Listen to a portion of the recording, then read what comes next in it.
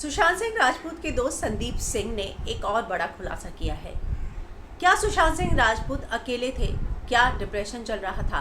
क्या किसी चीज़ को लेकर परेशान थे? संदीप उनको कई समय से जानते थे और जो है उनका ये कहना है कि हमारी लगातार जो है फ़ोन पर और मैसेजेस पर बातें तो होती ही रहती थी।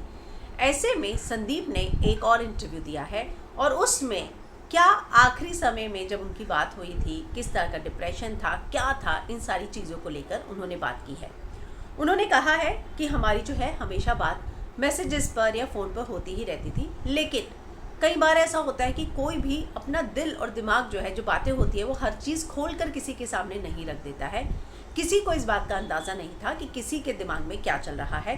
साथ में एक बहुत बड़ी बात वो बोलते हैं, वो कहते हैं बहुत सारे लोग उनके साथ उनके घर में रहते थे। उनकी दीदी जो है नीतू दीदी, वो भी रहती थी, लेकिन किसी को इस बात का हिंट नहीं हुआ कि उनके दिमाग में क्या चल रहा है।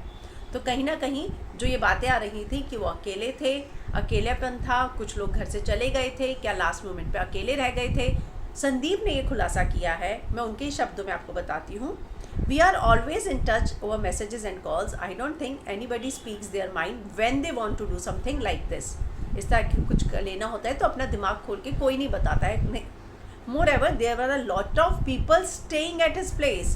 There was Neetu Didi too, but nobody has hinted about such thought being in his mind. वो कह रहे हैं कि किसी को हिंट नहीं हुआ। उनके घर में बहुत सारे लोग रहते थे, नीतू दीदी भी रहती थी, पर किसी को पता नहीं चला। तो कहीं ना कहीं जो ये बात कही जा रही थी कि क्या सुशांत अकेले थे, वो अकेले नहीं थे। संदीप ने इस बात का खुलासा किया है कि उनकी दीदी के साथ साथ बहुत सारे लोग भी रहते थे।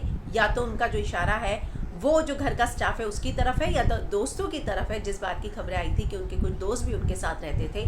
तो संदीप ने कहा है कि सुशांत बिल्कुल अकेले नहीं थे, उनके साथ उनकी बहन भी थी।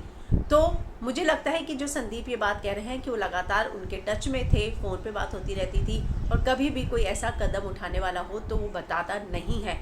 तो साथ ही संदीप ने इस बात का भी खुलासा किया है कि सुशांत उस समय अकेले नहीं थे, बहुत सारे लोग उनके घर रहते थे, उनकी बहन भी रहती थी, लेकिन किसी को भी इस बात का अंदाज़ा नहीं हुआ कि उनके दिमाग में आखिर चल क्या रहा है।